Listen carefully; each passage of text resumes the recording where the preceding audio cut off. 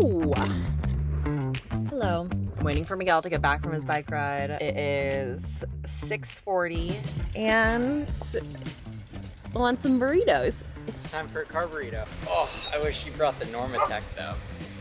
Okay. Good training has been done over the last few days by both of us. We've earned a car burrito. I think we always deserve car burrito, regardless of the training. True. We went to this new place in Fairfax. Oh.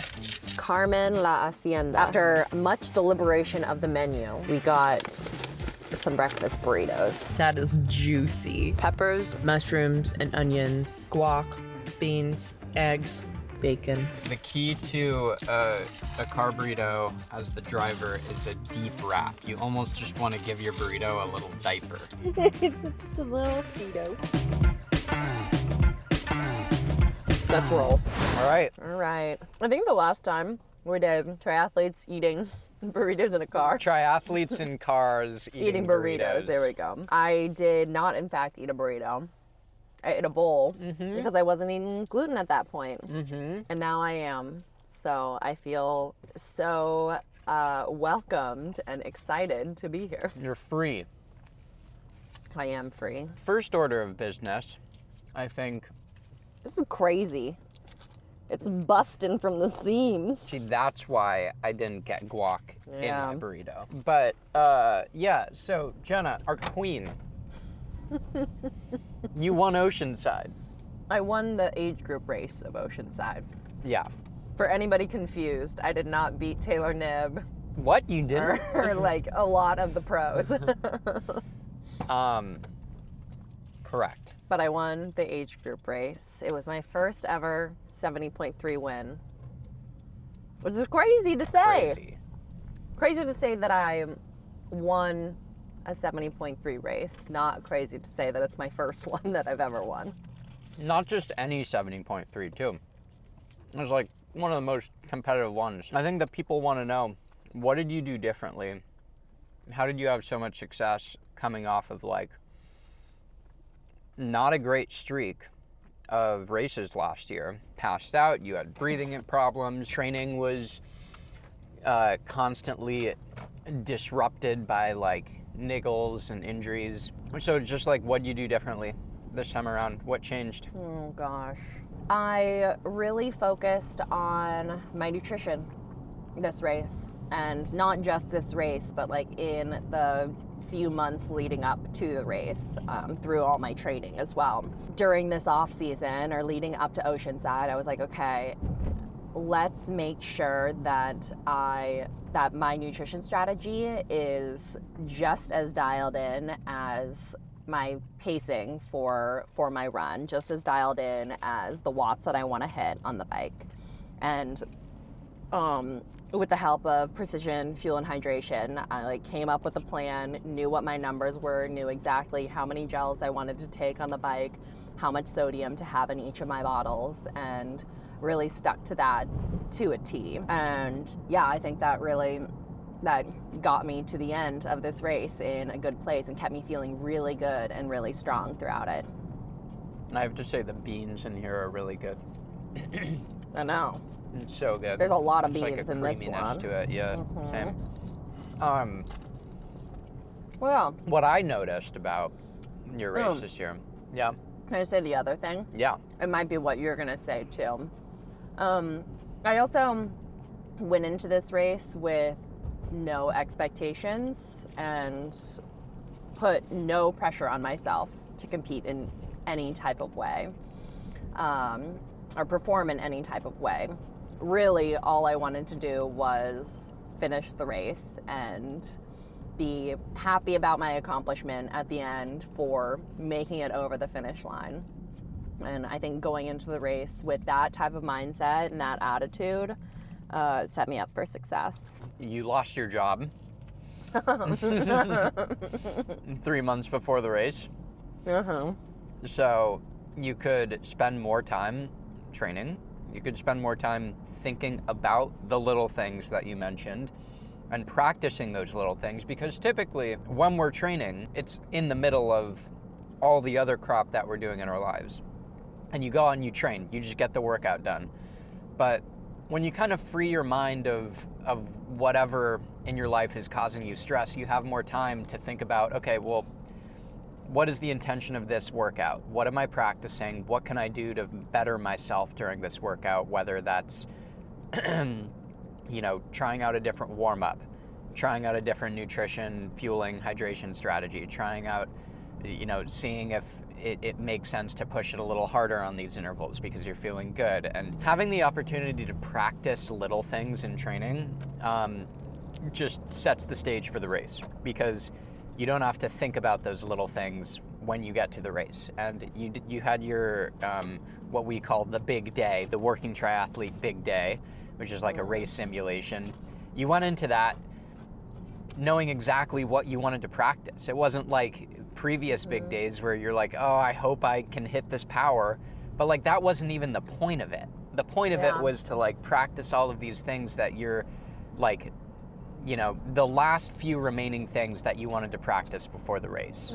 And that kind of like preparation leads to confidence, leads to calmness before the race, which is something that not a lot of people get to experience in triathlon, because it's such a hectic race weekend, and you're trying to figure out your bottles, you're trying to figure out your shoes, you're like all of this stuff you're trying to figure out the day before the race, and things are breaking. All that stuff has happened with us in the past, and it did happen this time too. Yeah, but like we also were there a day early, and I was there with you not racing, and I could be the calm to like help solve the issue. And we have sponsors. Thank you, Vision.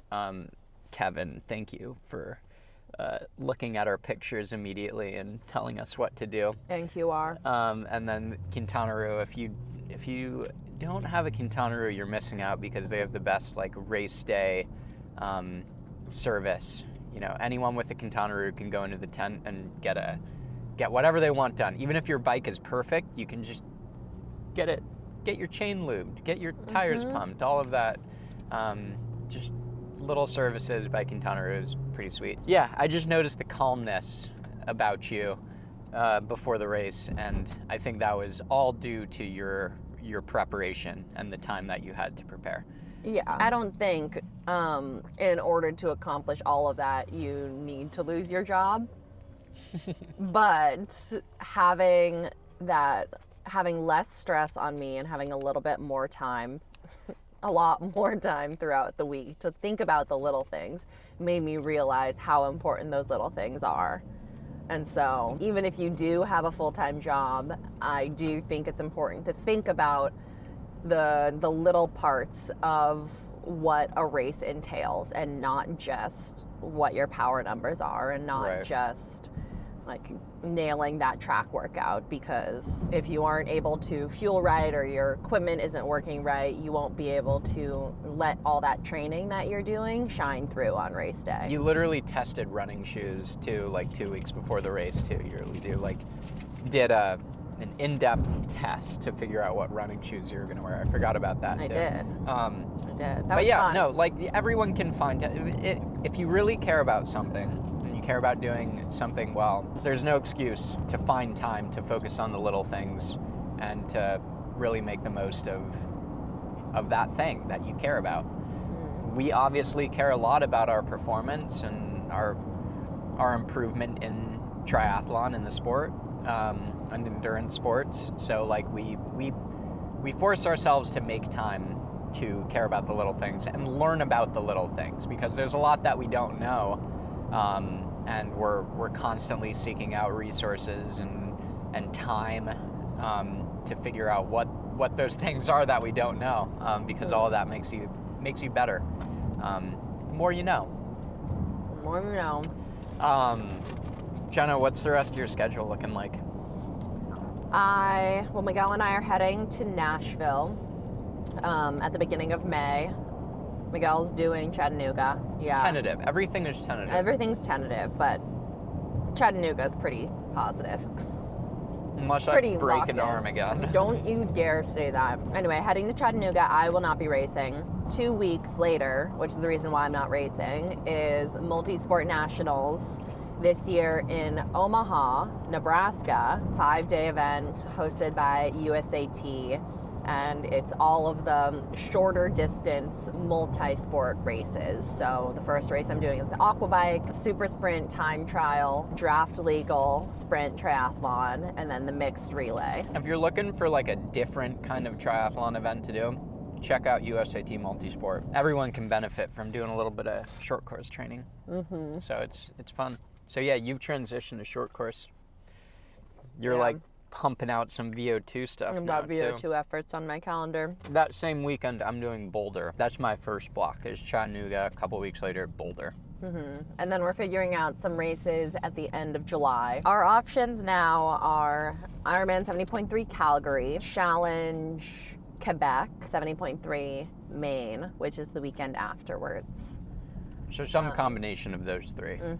The beginning of September is USAT age group nationals. So we'll be over there. That's in Atlantic City. Could be really warm, but I'm gonna do a cute little heat protocol beforehand. Then, again, still TBD, but we're talking about potentially going to Europe for a couple races in the middle of September. We won't talk about all the specifics of this trip, but we're working on some really exciting stuff. The highlight of the trip would be doing 2 challenge races in Europe. San Remo, it's the first one, and then Challenge Vubeke. Is that how you say it? I don't know. Vubeke. So I would be racing both of those. If you haven't heard, Quintana Roo is the bike partner of Challenge this year. So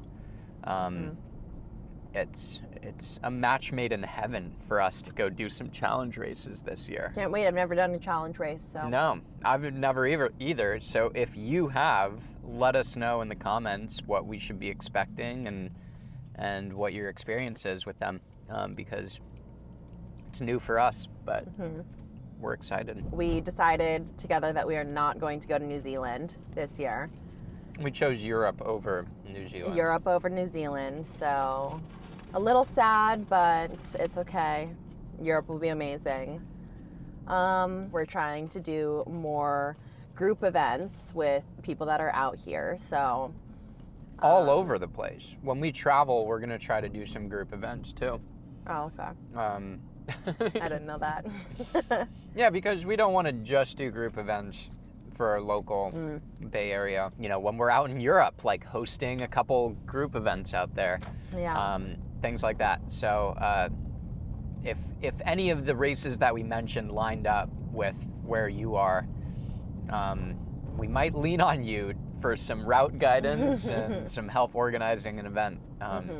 But seriously. if you want to know more about the events, we post them all on our Instagram page. So you can follow at Freestyle Try on Instagram, and you'll get information on there about all the events that we have coming up, as well as other fun and funny and whatever things that we post on there. Jenna's on her real game lately, so everybody should check it out. I have a lot more time on my hands these days.